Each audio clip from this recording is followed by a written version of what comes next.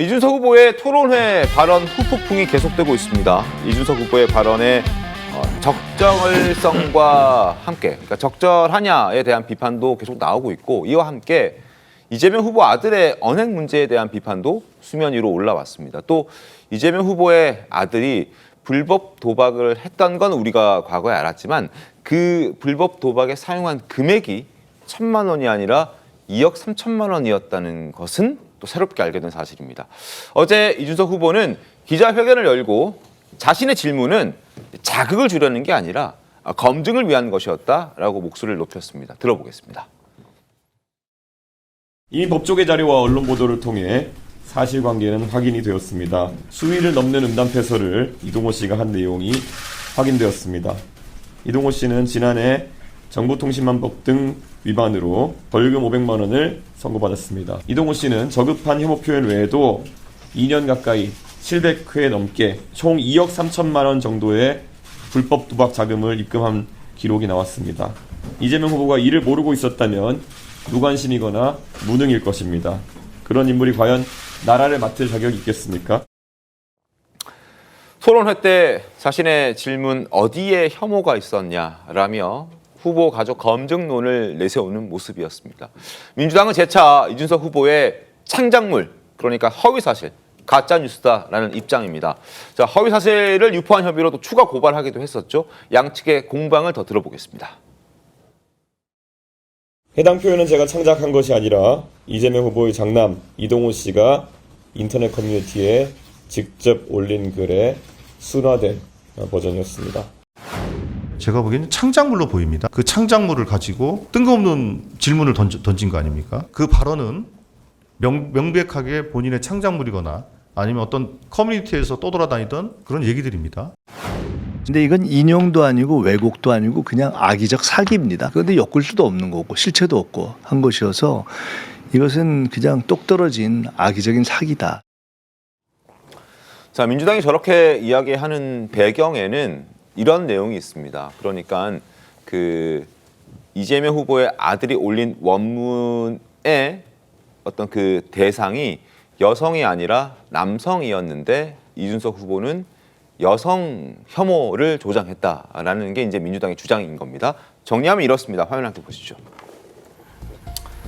조성래 수석 대변인의 목소리를 보시면 원문 댓글은 여성에 대한 것이 아니다. 남성에 대한 것이다.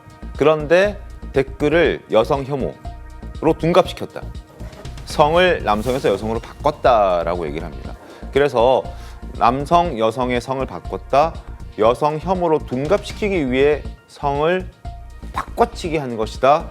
그리고 여기에 대해서 이준석 후보는 그렇다면 남성에게 그런 표현을 하는 것은 괜찮냐라고 되묻고 있습니다. 김광삼 변호사님, 이게 어떻습니까? 허위사실 여부? 자, 일단요. 이준석 후보가 이제 어느 표현에 있어서는 시청자나 유권자 입장에서 보면 네. 굉장히 이제 불편한 단어를 쓴 건 맞습니다. 그런데 그 이후에 벌어지는 상황을 보면 전도가 본말되고 있다 이렇게 봐요.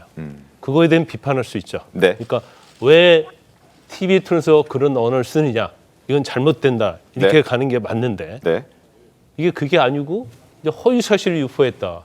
그러면서 뭔가 창작했다. 그러면서 물타기로 가면서 이걸 완전히 이제 민주당에서 이제 과도하게 벌떼처럼 덤벼가지고 이준석 죽이기를 하고 있다. 저는 그렇게 봐요.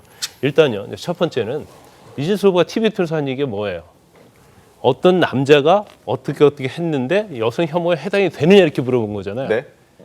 그 이재명 후보의 아들이 했다는 말을 하지 않았어요. 그러면 이런 문구 자체가 여성 혐오에 해당이 되느냐 이렇게 물어본 거거든요. 어떻게 보면 이제 객관적인 얘기를 하는 거예요. 거기에 물론 불편한 단어가 있었지만 그럼 여성 혐오가 되냐 안 되냐라는 것을 물어본 건데 네. 이걸 전적으로 아들이 한 걸로 하면서 아들이 한 얘기가 사실은 여성에 관한 것이 아니고 남성에 관한 것다는 취지로 하면서 창작물이라고 얘기하고 있잖아요. 그 이준석 후보가 하는 말이 맞죠. 남성이라고 해서 젓가락 얘기 나오는 것이 혐오가 아니고 여성이라고 해서 혐오가 아니냐. 이건 본질적인 문제는 아니다라는 거죠. 네. 그래서 단어에 대한 지적을 하면 뭐 수긍할 수 있지만 또 이거 허위 사실이라고 하는데 뭐가 허위 사실이라는 거야. 일단 그 말을 한 사람 특정하지도 않았고요. 네. 단지 여성 혐오에 해당한다는 의견을 물었을 뿐이거든요. 근데 이걸 이제 허위사실 유포한다고 해가지고 완전 이제 둔갑을 시켜버린 거예요. 그래가지고 사실 단어에 있어서 잘못된 부분을 네. 마치 후보를 비방하고 이재명 후보 비방한 적 없잖아요. 허위사실 유포한 것처럼. 그리고 지금 사실은 특정된 사람이 없거든요. 네. 그런데 여성 전체를 이제 모욕한 것처럼 이렇게 어떻게 보면 이상한 방향으로 지금 방향이 설정이 잘못되어 가고 있다. 그래서 민주당에서 특히 제가 볼 때는 네. 좀 굉장히 과도하다고 봐요. 그 과정에서 네거티브랄지 그런 건 지적할 수 있죠. 네. 더군다나 대선 국면이니까. 근데 이걸 한 단계 더 넘어서 막 고발 조치하면서 원래의 어떤 질문에 대한 그런 본질은 사라지고 그 꼬투리 하나 가지고 너무 이걸 침수봉대하는 그런 방향으로 가고 있다 이렇게 봅니다. 조기현 변호사님, 일단 검찰의 공소장도 공개가 됐고, 그리고 공소장에서 이제 지금 뭐 500만 원 벌금 받은 것까지 이제 확인이 된 그런 상황이잖아요. 근데도 이제 더불어민주당에서는 허위 사실로 고발을 2차례 지금 추가 고발까지 합하면 그 허위 사실이라는 부분이 지금 제가 설명드렸던 남성과 여성을 바꿔치기한 그 부분을 지적하시는 건가요, 지금? 후보의 아들 이 사건 관련해서 이번에 뭐 처음 나왔습니까? 이 사건 관련해서 이미 후보가 아마 4차례 정도 사과했을 겁니다. 네네. 여러 과정을 통해서. 그거 이제 또 끄집어낸 거죠. 뭐 그럴 수 있다고 봅니다. 근데 뭐 후보 아들의 문제로 후보 뭐 가족 검증을 해야 된다. 이 논리도 사실은 참 받아들이기 힘들긴 한데 네. 뭐 그런 주장을 할 수 있다고는 보는데 전 뭐 그 배경에 그래서 그 뭐 어떻게 표현했냐 이런 논란 자체를 다 차치하고 네.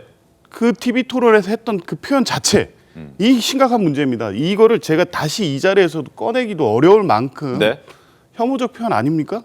근데 혐오적 표현이 아니라고 합니다. 그럼 본인이 오늘 유세 때 돌아다니면서 똑같은 발언을 하면서 이재명 후보의 가족 검증을 해야 됩니다. 이렇게 한번 해보십시오. 본인도 못할 겁니다. 혐오적 발언이 아니라고 주장을 하고 있지만 어쩔 수 없이 상황 대응을 위한 논리를 그렇게 펴고 있는 것 뿐이고요. 민주당이 허위사실 공표로 고발한 건 이 과정에서 매우 악의적이고 의도적으로 네. 사실관계를 바꿨습니다. 그러니까 그게 뭐 여성을 상징하냐 남성을 상징하느냐 이런 문제가 그 본질적이긴 한데 정확하게 공소장에 있는 표현의 내용을 바꿨고 바꿔서 그거로 어떤 효과를 노리려고 한 건지 그 의도가 분명한 거죠. 네. 이재명 후보까지 연결시키려고 했기 때문에 기본적인 공소사실의 기재 내용을 바꿨기 때문에 창작물이라고 보는 겁니다. 알겠습니다. 허위사실 공표에서는 이 표현 하나가 그게 여성이냐 남성이냐의 어떤 사실관계를 다투지 않습니다. 전체적 맥락에서 선거의 낙선 목적으로 사실을 적시해서 허위로 이런 그 적시를 하는 경우에 허위사실 공표가 되기 때문에 적어도 이 위법 여부에 대한 검토는 충분히 될 수 있는 사안이고 사안의 심각성을 고려해서 고발을 안 할 수 없었던 겁니다. 알겠습니다. 공소장의 내용을 변경했다라는 말씀. 그러니까 이거에 대해서는 이준석 후보는 이건 순화한 것이다라는 표현을 사용하긴 했습니다.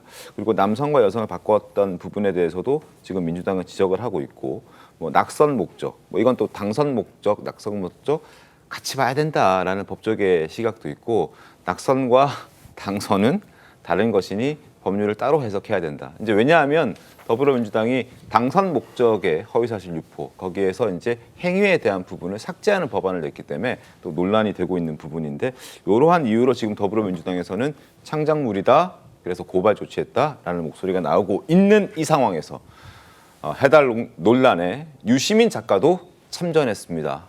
양측 공방 더 들어보겠습니다. 네, 유시민 작가 목소리 들어보시죠. 저게 이제 이재명 후보하고 아무 관계도 없는 거, 아들하고도 아무 관계도 없는 어떤 퀄리티가 아주 떨어지는 사이트에 그 댓글을 그것도 가세현에서 편집해 놓은 거를 가져다가 남자를 여자로 바꿔가지고 그래갖고 대선 후보 토론회에서 질문을 한 거거든. 제가 참 민주당이 생각했다는 것이 참 그 정도라는 게 여성이 아니라 남성에게 한 그런 폭언이 아니냐라는 말인데요. 그러면 남성에게 그런 추잡한 이야기를 하는 것은 괜찮다고 민주당에서는 기준을 잡은 것인지. 자, 유시민 작가 목소리 들어보셨죠? 이재명 후보와 아무 관계도 없는 것이고 아들과도 아무 관계가 없는 것이고 이렇게 표현을 했습니다. 어떻게 보셨습니까? 사실관계가 다 드러났잖아요. 그다음에 검찰의 공소장에 네. 이미 음담 패설에 관련됐고 도박에 관련된 얘기가 다 나왔지 않습니까? 네. 그리고 이제 대선 후보 토론에서 그런 얘기가 나왔다는 거에 대해서 이준석 후보로서는 불편한 얘기에 대해서는 사과를 일단 드렸고요. 네. 그리고 당연히 가족 관계에 대해서는 검증을 할 수 있는 거죠. 역대 대통령 선거에서 자녀 문제 때문에 결정적으로 낙마했던 사례가 또 있습니다. 이해창 후보가 그런 사례죠. 두 번의 대선에서 여전히 똑같은 문제로 굉장히 국민적인 관심을 가졌었고 문제가 됐었던 건데 네네. 당연히 후보로서 검증할 수 있다고 저는 보는 거고요. 지금 이 문제를 자꾸 허위 사실이냐 고소 고발, 네. 그다음에 여성 단체까지 민주당 여성 의원들까지 나서서 이런저런 얘기하는 것은 저는 우격다짐이라고 보여지고요. 네. 오히려 자세한 토론을 할 수 있도록 하는 것을 막기 위한 입막음이다라고 저는 보여집니다. 그렇지만 그 입막음이 되지는 않을 겁니다. 네네. 이 사안이 커지면 커질수록 공소장 내용이 국민들에게 알려지면 알려질수록 불리한 쪽은 사실은 이재명 후보거든요. 네. 지금 이재명 후보가 이걸 덮기 위해서 있지도 않은 단일화 얘기까지 해가면서 자꾸 네. 이 이슈를 덮으려고 하는 것 같은데 오히려 저는 이 상황이 민주당으로서 굉장히 뼈아플 것이다. 이거 안 덮어질 거거든요. 그다음에 이재명 후보의 아들 이동호 씨가 네. 이른바 도박을 해서 2억 3천만 원, 2억 3천만 원인데 재산 신고했을 때는 1천만 원도 아니게 재산 신고를 390만 원. 390만 원인가를 네. 했는데 2억 3천만 원 돈 이거 어디서 나온 겁니까? 누가 돈을 대준 거죠? 이 문제도 있고요. 그다음에 음담 패설의 내용을 제가 옮길 수 없을 정도로 심각한 얘기죠. 네. 근데 그것을 굉장히 정제된 표현으로 한다고 한 건데도 불구하고 국민들에게는 좀 불편하게 느꼈다면 그 부분에 대해서는 사과를 한 거죠. 예. 자, 이렇게 논란이 뜨겁습니다. 어제 이재명 후보를 향해서도 질문이 나왔었거든요. 어제 이재명 후보는 대학들이 많은 서대문구 신촌에서 사전 투표했는데 이런 일도 있었습니다. 한번 들어보시고 또 이야기 이어갑니다.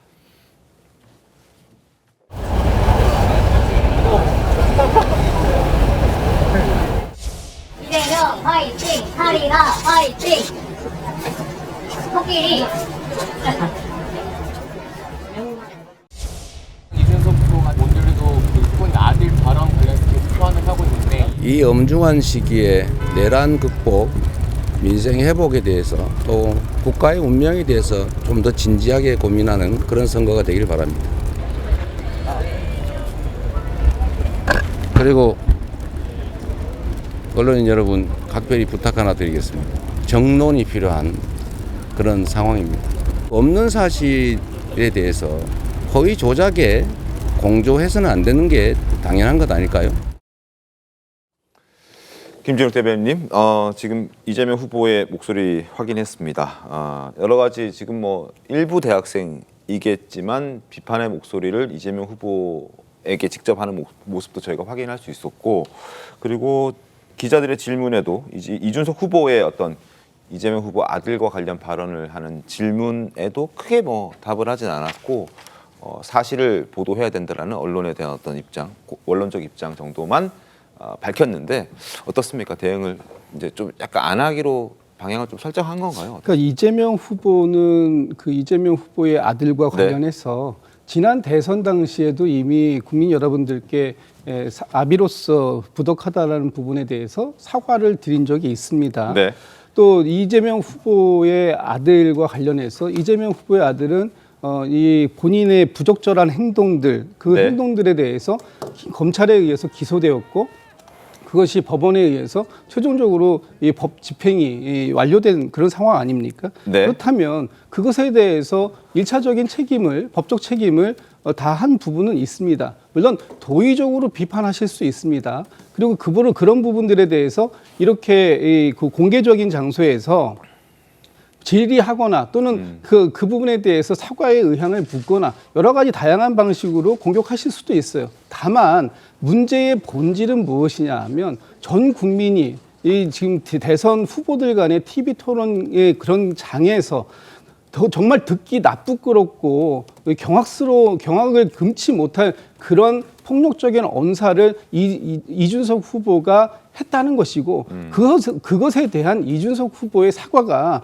진솔하지 않아 보인다. 지금 그런 부분들이 더 크게 문제가 되고 있는 겁니다. 네네. 이준석 후보가 어제 이준석 후보를 향해서 집단 린치를 가하고 있다 이렇게 말씀을 하시던데 네. 그 집단 린치라는 것이 여전히 인식의 수준이 그렇게 머물러 있다. 정당들, 정치권뿐만 아니라 시민사회, 여성단체, 일반 국민들까지 모든 분들이 이준석 후보가 하지 말았어야 할 TPO가 안 맞는 장소에서 그런 발언을 했던 그 폭력적인 발언을 했던 것에 대해서 사과를 원한다면 그것을 집단 린치로 받아들일 것이 아니라 그 부분에 대해서는 진솔한 사과를 하셔야 되는 것이 맞다. 물론 이재명 후보 아들에 대해서 검증을 요구한다거나 네. 아니면 그 부분에 대해서 추가적으로 확인해야 할 것이 있다라고 한다면 그 부분은 문제 제기하실 수 있어요. 다만 문제 제기도 방식이 있는 겁니다. 올바른 방식을 통해서 문제 제기했을 때 그 답변이 저희도 충분하게 갈 수 있는 건데 이런 식의 폭력적인 방식으로 하시는 부분에 대해서 저희가 답변 드릴 수 있는 부분은 뭐 그렇게 많지 않을 것 같다는 말씀드립니다. 알겠습니다.